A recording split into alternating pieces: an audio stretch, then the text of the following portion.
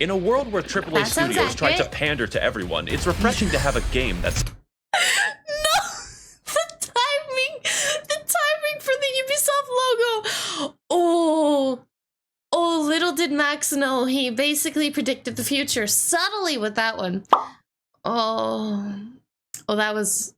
The timing! Stopping. In a world where AAA studios try to pander to everyone. Welcome back to another NEKO Reacts. Today, we're taking a look at some Doom Eternal. I've never played the game, but it's time to find out what it's all about. I swear to God, if you throw me into that portal, I will fall. Okay. Never one of us. You are nothing but an imposter. False crewmate. Oh my God. Oh. What was that? Oh my fuck. Doom Eternal is a game with so much testosterone dripping from its orifices that it caused me to create a son via mitosis. In this adventure, you play as John Doom, a man stricken with irrationally severe autism who does not consider or think through his actions and effects on other people. And in his quest to... So the main character is quite literally me. Quite literally me. I don't think about the consequences for my actions. I just brace myself for the inevitable Twitter cancel that I will get at some point in the future. Yeah, that sounds accurate. Who does not consider or think through his actions and effects on other people. And in his quest to save mankind, kills God, and Satan God, who is also himself, if this in-depth and engaging hardcore male gameplay. Wait, he kills Satan God, which is also himself? So the whole game, you're basically Satan and God? Is that what I'm understanding? That's an interesting concept. It's giving me Devil May Cry vibes, though. I don't know. God, who is also himself. If this in-depth and engaging hardcore male gameplay sounds appealing, then I've got the game for you. This game is, of course, the sequel to the critically acclaimed Doom 2016 with a few key differences. Sonic! I love Sonic. I'm going to shit yourself. Which meaningfully extends and builds off of the gameplay and challenges that we love. Then extends them some more off of a fucking cliff until the product that emerges out the other side resembles crack concentrate. If you're watching this, I'm assuming you've probably played the game since I don't actually want to help people buy things. He never wants to help people buy things. This man sold me on Ultra Kill. Granted, I'm playing with a controller and nobody likes that, but my back hurts, so I don't have much of a choice. But regardless, Max, you have sold me on Ultra Kill. You'll probably end up selling me on Doom as well. I'm not gonna lie. You probably will. Watching this, I'm assuming you've probably played the game since I don't actually want to help people buy things. I'm here to entertain people, and if you're clamoring for entertainment and haven't purchased this game yet, do yourself a favor. There's enough male hormones here to transition someone, and I can guarantee results, my fellow Sigma males. So whether you're a psychopath like me or new to modern Doom games, come with me on this amazing journey through Twitch gameplay, beautiful environments, nonsensically fucked up lore, and remixed Mongolian throat singing. For money is... Okay, but Mongolian throat singing is based. I love Mongolian throat singing. Then again, I might just be weird. I like a lot of music genres. Sorry, I just seeing the Mongolian throat singing triggered a memory. Nonsensically fucked up lore and remixed Mongolian throat singing. For money is temporary, but Doom is eternal. Oh, that was smooth. That was such a smooth segue. Nyah-ho. If you could leave a like and subscribe to the universe, I'd really appreciate it. Thank you. I would say that Doom Eternal's gameplay is quite unique, and not for the reasons that you would think. Everything in Doom Eternal is funneled directly into a single, robust, multifaceted, multinational, and unilaterally combat system, from which the entire game is built around. But Max0r, I hear you thinking, that's every game ever. Yes, every good game ever. If I, for instance, became 12 and... If it's like this, it's considered a good game. Every good game has these sorts of mechanics. Good game.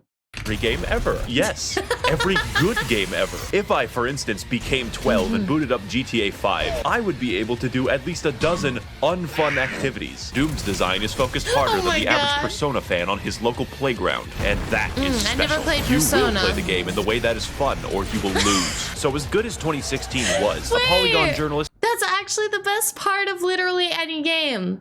You will play this game, and you will find yourself having fun. I love games that actually will help you have fun. You know, it's okay to play a rage game, but I do like games that coerce, for lack of better words, the player to actually just enjoy the game and have a good time, right? It's always nice that way.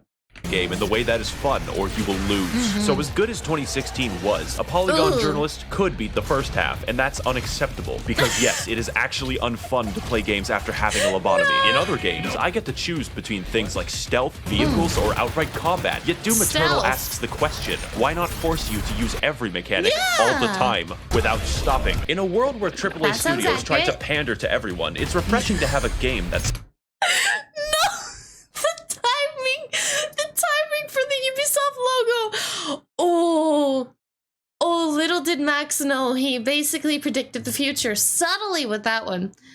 Oh, that was the timing. Stopping. In a world where AAA studios try to pander to everyone, it's refreshing to have a game that sets out to do one thing the best, and actually have developers who give a shit about linear design and gameplay. And the main component of that gameplay is the arsenal, because John Doom uses every weapon throughout the game. The first shotgun is used in the last level, and the last level is used by the first shotgun. When you get an upgrade, it isn't a replacement, it's a genuine addition to your arsenal. Every one of them has specific uses, and yet these don't interfere at all. They enhance. How do I kill an enemy? Well, shoot his hands off, fire a rocket, fire a ballista, fire flame, freeze him, fire on his freeze and throw shotgun, brain aneurysm. Just as important as how you kill is how you heal. I actually quite like this mechanic though, where your guns aren't being replaced by new ones, but rather you're able to toggle between whichever ones you'd like to use. That's what I'm liking about Ultra Kill so far actually, is that you can buy multiple different guns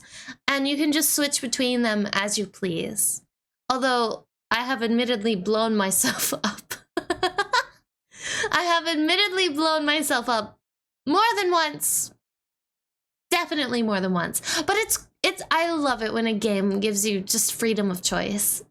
Freeze and throw shotgun, brain aneurysm. Just as important as how you kill is how you heal and how you restore. Fortunately, the aggression of this game rivals my dog in a kindergarten. Like real life, the only way to get ahead of the competition is to kill them. How do I heal when low? Kill them. How do I get ammo back? Kill them with a chainsaw. In addition, most weapons in the game have 2 mods which completely change their behavior. Such stunning examples would be the microwave beam, the automatic shotgun, and the fucking destroyer blade. God, that shit's cool. But on top of 8 weapons, 12 mods, and a declining mental state, we keep going. More than any one weapon, you'll be using your suit abilities, and they all have individual buttons. This is in addition to the 8 that... Oh, see, that'll take me a long time to learn. They all have their individual buttons. That'll take a long time for me to learn if I play the game. If Max manages to sell me this game somehow, it's gonna take a long time, and all I ask is patience. I love how every little bit of his videos so far is just utter Max fangirling because he actually likes the game. One weapon, you'll be using your suit abilities, and they all have individual buttons. This is in addition to the 8 that you use for weapons. These will be things like zoom for fast, grenade for death, Swedish grenade for life, punch for no reason, and a flamethrower for armor. I play Invoker in Dota 2, and this shit makes me play my keyboard like it's a fucking Moonlight Sonata. I thoroughly recommend playing PC and never using the weapon wheel for maximal Ritalin output. And if you can't switch weapons fast or play on easy mode, that's fine, man, we're all busy. How about I give you 2 more buttons? You thought I was done. There's 2 ways to kill a demon in Doom Eternal, the fun way or the funny way. And to maximize the funniness level, we have the Crucible, which is a direct, instantaneous kill on every enemy. Giant area boss, dead. Previous area boss, dead. The final boss, fuck 'em. Now I hear you thinking, Josh, that sounds pretty strong. Oh boy. I'm sorry to any Josh out there you were just attacked. Please beware of your surroundings and check your doors, make sure they're locked. a final boss. Fuck 'em. Now I hear you thinking, Josh, that sounds pretty strong. Oh boy, buckle your ass. Oh Because my the God. second super weapon on my extensive list of 2 things is the BFG, which canonically stands for Big Fucking Gun. Also canonically, it fires a Yeah. hole directly into the core of Mars. You can't just shoot What? a hole into the surface Yes, of you Mars. can. Yes, you can. Now, I could kill an enemy the long way, or I could kill Why would you give me a gun that can literally shoot a hole into Mars and then tell me not to use it? The obvious answer and response to that is I'm going to use it.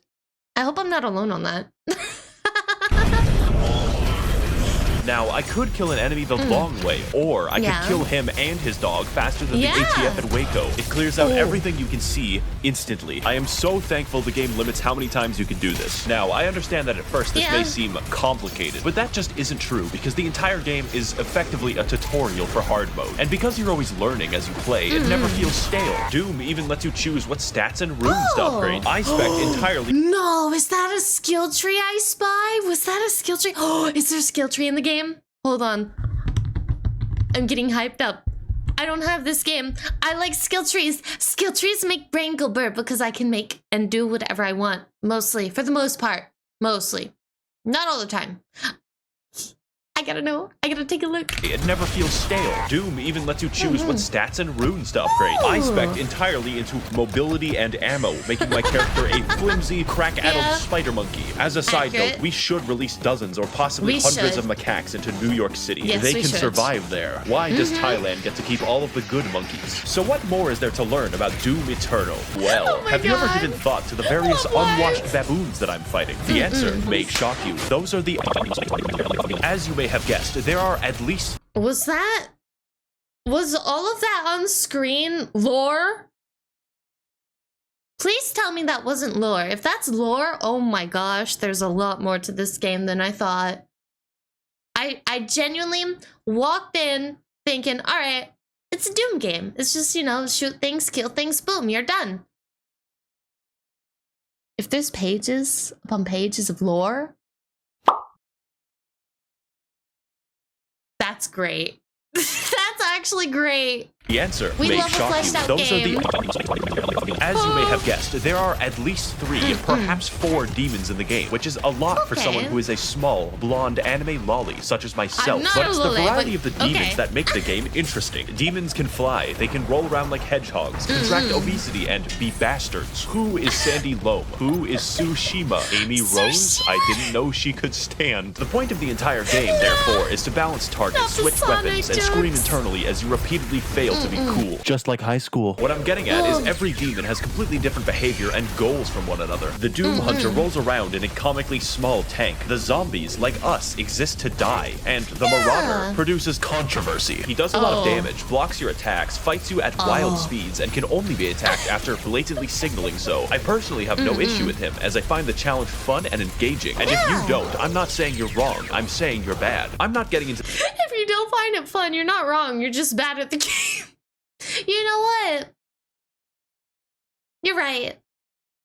You're absolutely right. Actually, that's a pretty accurate statement if you really think about it. Because if you're gonna complain about a boss or a mini boss or a regular mob spawn being difficult, then maybe, just maybe, you have issues. That's all. challenge fun and engaging. And if you don't, I'm not saying you're wrong, I'm saying you're bad. I'm not getting into the Exactly. details for each one since that's not funny, but don't worry, there are 27 of them without DLC. 27? And if you're wondering why I'm fighting the entire cast of Dante's Inferno, you're actually the minority. This game tries at every moment to make exposition collectible. Why is there just a fucking big spear in the planet, and We why don't is know. heaven comprised entirely of moth people? I don't know. You cannot stop the procession. I mean, isn't, like, biblically, aren't angels just, like, terrifying giant eyeball amalgamations, right? Seeing that they're moths in this game, this is not that bad. It could be worse. I'm still waiting for a game to have accurate angels, the weird eyeball things. That would freak people out. That would freak people out a lot, I think. entirely of moth people. You cannot stop the procession. It's been stopped. It feels like one guy wrote the events of the game and another guy invented LSD just to write the backstory. So I'm going to combine both of them into a single, accurate interpretation of the Doom lore. If I say something objectionable, just pretend that it's right. Okay.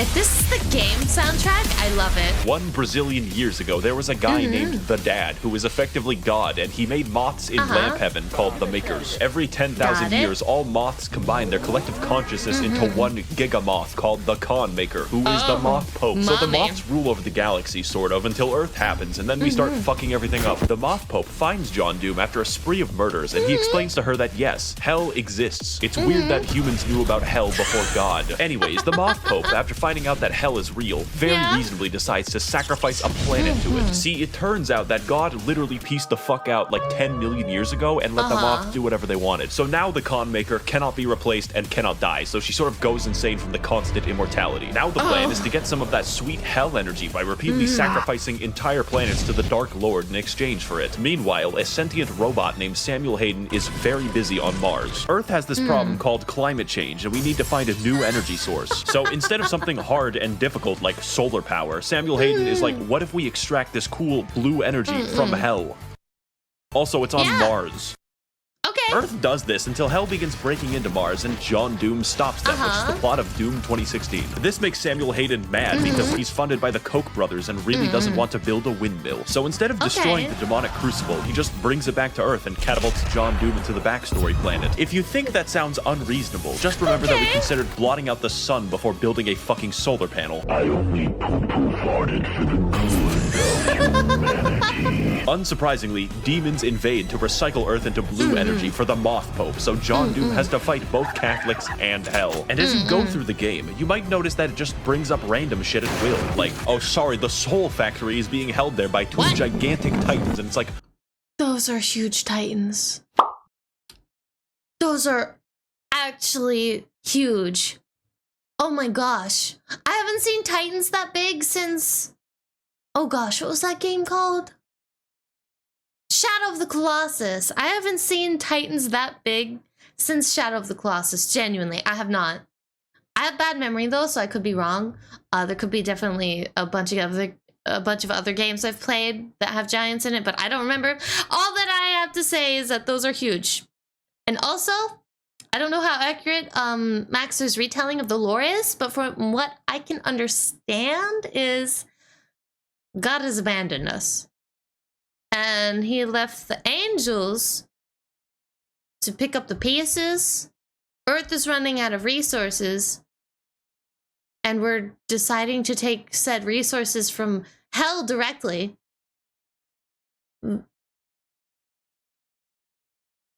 Yeah. Which begs the question, why don't we use solar panels? Why? What kind of energy are we needing? Just general energy or just special energy?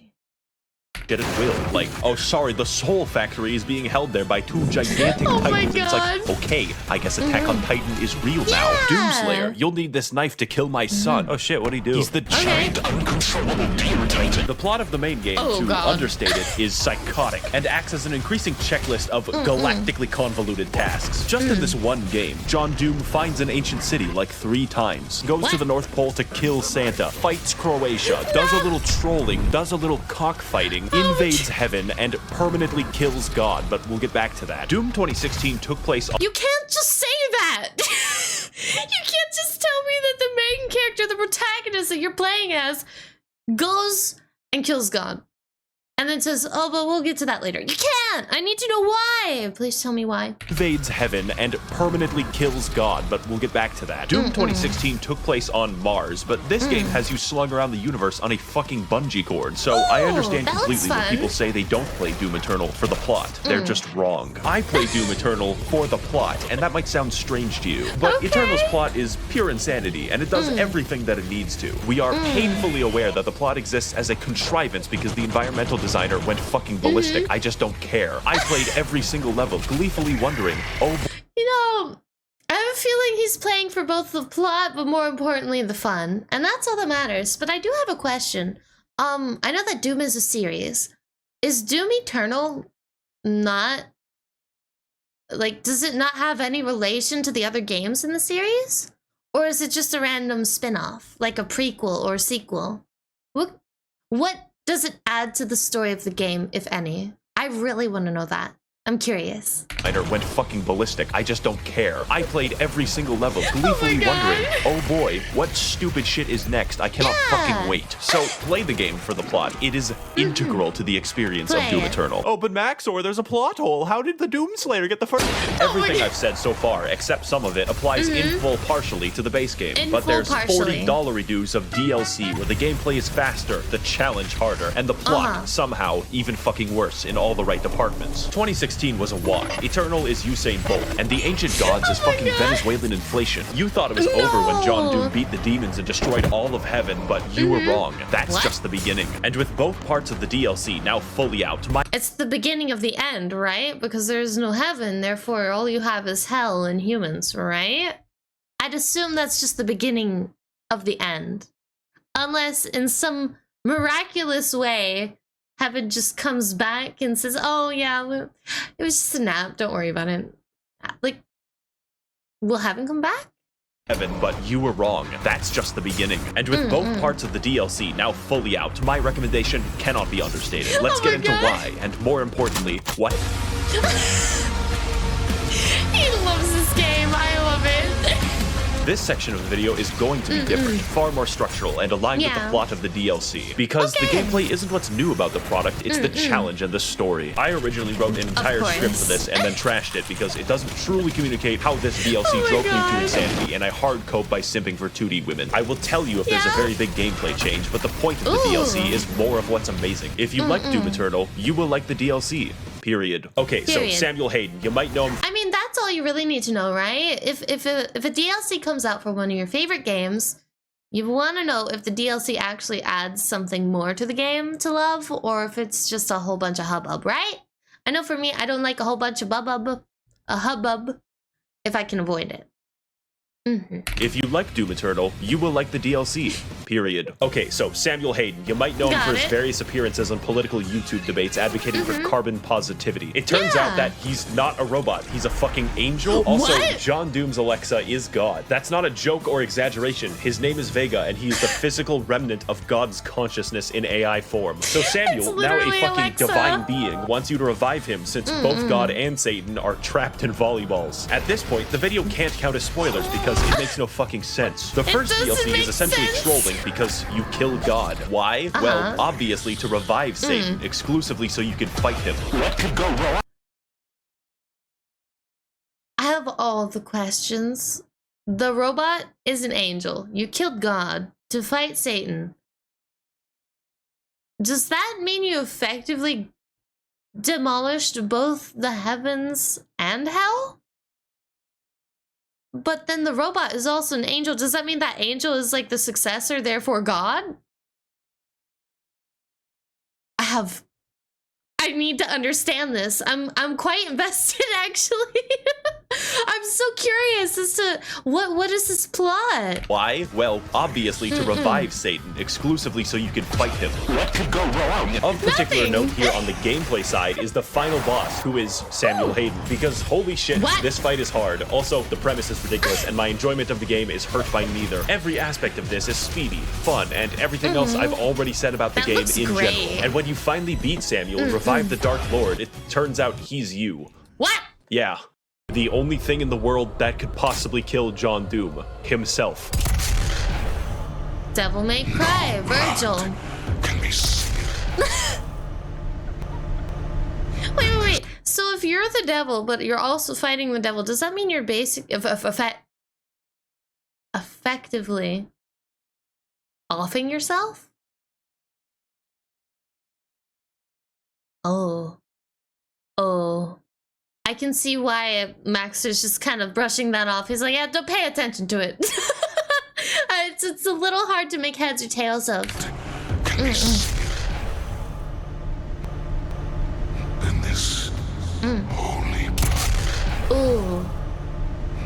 So now the not you decides to go to hell where we all belong, and the second DLC is just chasing him. This is, of course, where the testosterone moves into critical levels. How does one get to the capital city of hell? Well, that's a great question. First of all, go to the planet of Argentinur, light the bat signal, learn how to train your dragon, okay? Go into the giant spear that pierces the entire planet for some reason, get the key to the Gate of Divum. Now go back to Earth, traverse The Last of Us 2, and find the Gate of Divum. But before I get to the final show— Wait, you just went through the gate. Why do you have to find it again? I have all the questions. Go back to Earth, traverse The Last of Us 2, and find the Gate of Divum. But before I get to the final showdown with Crash Bandicoot Twin Sanity, there's some cool gameplay I want to talk about. You have a fucking hammer in this DLC. Primarily used to defy the laws of gravity, but secondarily gives you everything in the game. Health, no problem. Ammo, absolutely. My deepest, darkest urges? Yes. As I used this, I became more obsessed with hammers than Bob the fucking Builder. And there's plenty of demons to use it on, since the DLC adds a shitload of reskins. For instance, the Spirit is a congealed amphetamine mass that makes every infested target 3 times faster. Microsoft Pinball, who is fun to fight, I promise. And the Blood Makers. They are my original OC. Do not steal it. So now that we've reached Cleveland, it's time for the DLC to gain style. This is the culmination of all of our work. The final battle against Satan himself. And holy shit, you can feel it. When the Sentinel army shows up and everyone's ready to kick ass, you just can't help but feel like your dick is being tickled. Cleveland lives up to the hype too, for once.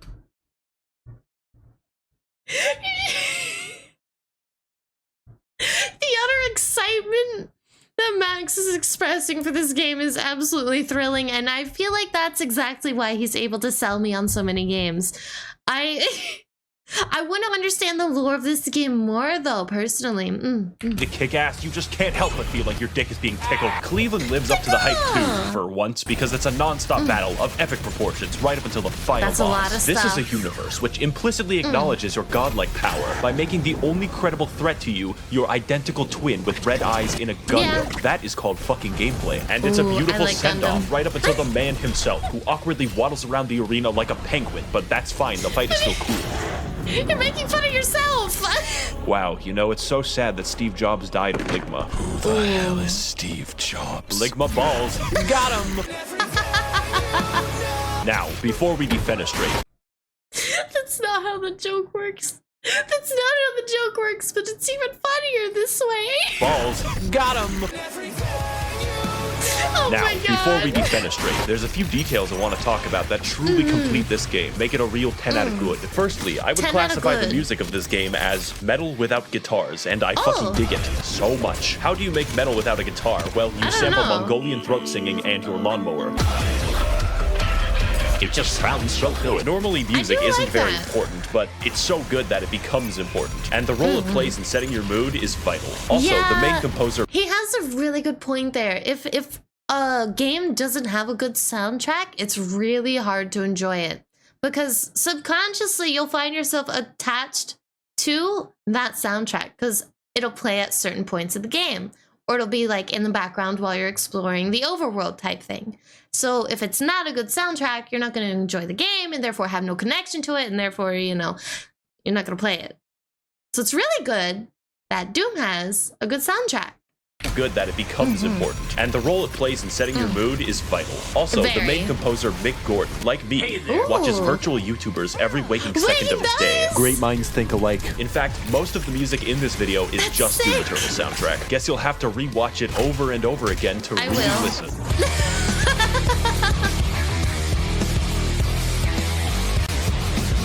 Finally, this game looks really good. Not in a, oh wow, look at all these particles I'm stroking out way. It's more like, how does literally anyone have time to model all of the geometry in the game? It is unreal. It is so downright inspired that it makes you feel bad while playing it. Doom Eternal is such a fast and pulse-pounding game that it's like sprinting through the fucking Louvre. How am I supposed to appreciate the Mona Lisa when it looks like this? Should you buy the game? Yes, I am very biased. If speed and action is what you crave and you want to induce cardiac arrest— Again, I just want to put in a kind reminder. He's not trying to sell the game at all.